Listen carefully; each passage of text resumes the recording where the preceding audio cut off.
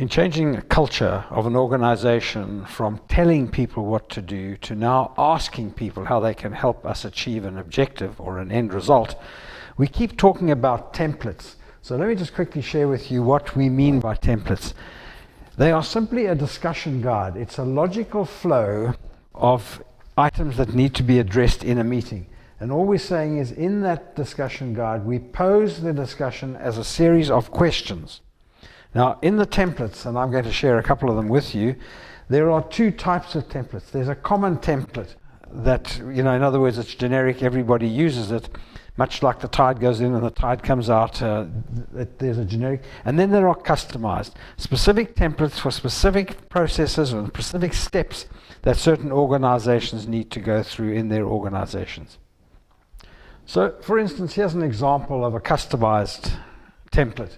And it's simply putting together a customer needs analysis, a process for doing a customer needs analysis. And it would be first, who is the customer?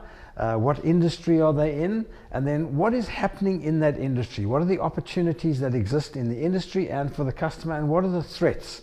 So could we have a discussion about that? So that would be a typical question on that. And then once we've identified what is happening in their industries and within the customer environment, then now we start to drop into the more specific for the customer. What are the customer's strategic objectives? What are their goals as a business, and what are they trying to achieve? And if we had to come up with a solution, what would that customer's expectations be of us? What do you think they would expect us to offer as a solution? And then the next step in the template would be, well, what are we in fact offering to that customer? And what are the benefits of our offering to the customer? And then just to test that we in fact are on the right track, how does our offering help our customer achieve their objectives? And what do we see as the next steps to take with that customer? So this is an example of a common or generic template. It's used often. It's action plan template for putting together that plan of action. We need to know who is going to champion this project. We need to know what is the result we're expecting. If we put this plan together, what result would we expect to achieve at the end? Then once we know that, to say in order to get there, what are all the steps we have to take and how will we take each step? What are the details of those steps? And then if we take those steps, what are the deliverables per step? How will we know that we're actually making progress? Who's going to do it? And we're simply saying here, it must be a person. Don't say a department head or somebody. It must be a specific person who has a passion for making it happen. By when will that deliverable be delivered? And then that's basically put the action plan together. And then just as a few steps to look at them in a bit more detail, what resources are we going to need to deliver this particular action? What support from other people are we going to have to try and get to make it happen? And then who needs to be told and kept informed about this particular project? Here's another template that may not be as common as we normally expect, but it's one that we've used a number of times, and it's for analyzing risk in a business. And essentially the first question would be, what are the potential risks? What risks do we face, like reputation risk, like loss of profits risk, etc.? What are the risks we face? How is each risk likely to arise?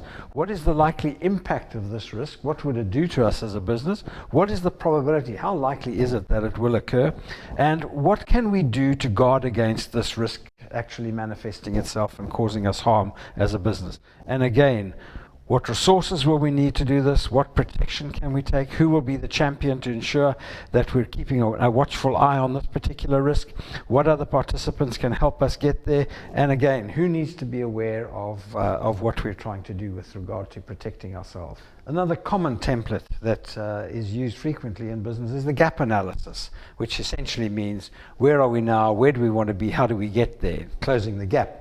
So, of course, we've simply said in the template, what is the issue we want to address? Maybe it's absenteeism, maybe it's customer services dropping. And then to identify what is the existing situation, what's currently working and what's not working, so that we're actually very clear about our context before we make any decisions. And then what is the ideal situation? What are we actually trying to achieve? And then how do we bridge that gap? In other words, what is the solution and what do we recommend? Also a fairly common template is the weighing up of options. So we may have 5 options, 2 options, whatever, but essentially we need to identify what each of the options are and then for each option, explore the pros and the cons for each option, which automatically starts to highlight which is the better option and which are the worst options. And based on that, we can come up with the best option, or alternatively say, what these are all telling us is that there's a hybrid option that we could create out of our exploration. So that's how we would weigh up different options. This template, Solving a Problem, pretty much covers everything. It's an all-embracing one. And really what this is saying is we know what we've got to explore, what's troubling us as a group or a business. And then what we're expecting the manager to be able to do is say, if that's the challenge we face, who are the best 2 or 3 people who can tackle this particular problem? Identify those people, and then with the 2 or 3 people sitting in his office or wherever, identify what the end result is we're trying to achieve with regard to that issue. What are we shooting for? Do we know what the objective is? And then ask the question about what do we need to know in order to start addressing this issue. What are all the things we need to know about it so we can tackle it? And then what do we need to ask about this issue? In other words, translating each of those into a question so that we can then answer the questions in a logical format. And then obviously, what are the next steps we need to take with regard to this problem that we're solving?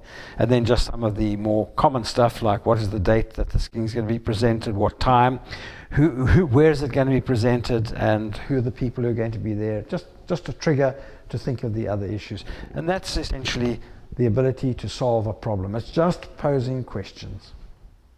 So the thought that is probably going through your mind is, how would we apply the thought generator to your organization? And what we're saying is that typically organizations tend to buy at least 2 thought generators, one with a generic set of templates such as this on them, or templates that you might think are popular.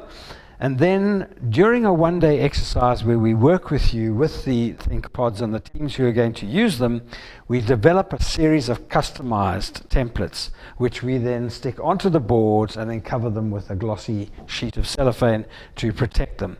And then you have a process by which you can now encourage your people to tackle issues, use that template, go away, answer the questions, come back, present it to us, and let's make some better decisions in our business.